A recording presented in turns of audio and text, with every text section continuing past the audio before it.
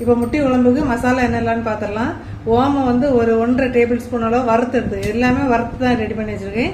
அப்புறம் வந்து ஒரு 1/2 டீஸ்பூன் கடுகு, 1/4 டீஸ்பூன் வந்து வெந்தயம், இதை போல கொஞ்சம் சிவக்க வறுத்து எடுத்துக்கோங்க. இது மூணுமே வறுத்து வச்சிருக்கேன்.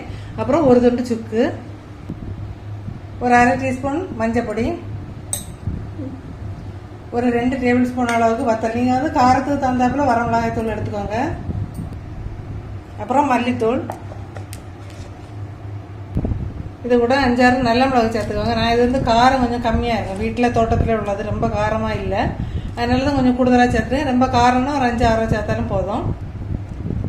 அப்புறம் 5-6 பல்லு பூடு.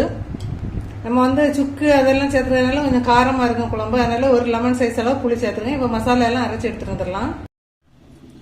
இப்போ கழுவுன மீனில் வந்து நான் நல்ல பீஸு அதெல்லாம் வந்து ஃப்ரை பண்ண எடுத்துட்டேன். இப்போ வந்து தலை, அந்த கழுத்தடி பீஸ் அந்த மாதிரி தான் போட்டு குழம்பு வைக்கிறேன். நம்ம இப்போ அரைச்ச மசாலா கூட ஒரு 1/4 கப்பு தேங்காய் கூட சேர்த்து நல்லா அரைச்சிட்டு இருந்தாச்சு. அந்த புளியெல்லாம் கரைச்சி சேர்த்து ஊற்றியாச்சு.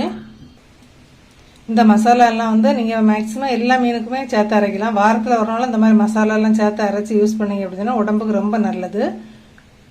இப்போ மீன் வந்து ஃப்ரை பண்ணுறதுக்கு சின்ன வெங்காயம், இஞ்சி பூடு, கருவேப்பிலை இதுவும் சேர்த்து, அப்புறம் மசாலா மஞ்சள், வத்தல், மல்லி, உப்பு எல்லாம் சேர்த்து நம்ம மிக்சியில் அரைச்சி பரட்டி வச்சுருக்கேன். ஒரு 1/2 மணி நேரம் ஃப்ரிட்ஜில் வச்சுட்டு எடுத்து இனி தான் ஃப்ரை பண்ண போகிறேன். அப்போ வந்து சூப்பராக இருக்கும், உங்களுக்கு அந்த மசாலாவெல்லாம் பொடிஞ்சு போகாது. குழம்பு வந்து நல்லா கொதிக்க ஆரம்பிச்சிட்டு இந்த டைமில் வந்து உப்பு சேர்த்து கொடுத்துக்கலாம். உப்பும் ஒரு கொத்து கருவேப்பிலையும் சேர்த்து கொடுத்துக்கோங்க. இந்த சைடெல்லாம் இந்த டைமில் கரண்டி எடுத்து லைட்டாக இதை போல் மிக்ஸ் பண்ணி விட்டுக்கோங்க. விட்டுட்டு நம்ம இதில் வந்து மசாலாலாம் சேர்த்துக்கிறதுனால சில டைமில் வந்து அடி பிடிக்க சான்சஸ் இருக்குது. அதனால் வந்து கொஞ்சம் மீடியம் ஃப்ளேமில் வச்சுட்டு நல்லா நம்ம குக் பண்ணி எடுத்துடலாம். அந்த பச்சை வாசனை இதெல்லாம் போனோம். மீடியம் ஃப்ளேமில் வச்சுட்டு நம்ம குக் பண்ணிக்கலாம். கொஞ்சம் ஃப்ளேமை கம்மி பண்ணி வச்சுக்கலாம். வச்சுட்டு மீடியம் ஃப்ளேம்லேருந்து நல்லா கொதிக்கட்டும். இப்போ வந்து குழம்பு சூப்பராக ரெடி ஆகிட்டு இதுக்கு ஒரு தாளிப்பு மட்டும் கொடுத்துடலாம். நல்லா 2 டேபிள் ஸ்பூன் நல்லெண்ணெய் சேர்த்துக்கோங்க. அதில் வந்து கொஞ்சமாக வெந்தயம் பொரித்து சேர்த்தோம் அப்படின்னா குழம்பு வந்து சூப்பராக இருக்கும். அப்புறம் கொஞ்சமாக கருவேப்பிலை,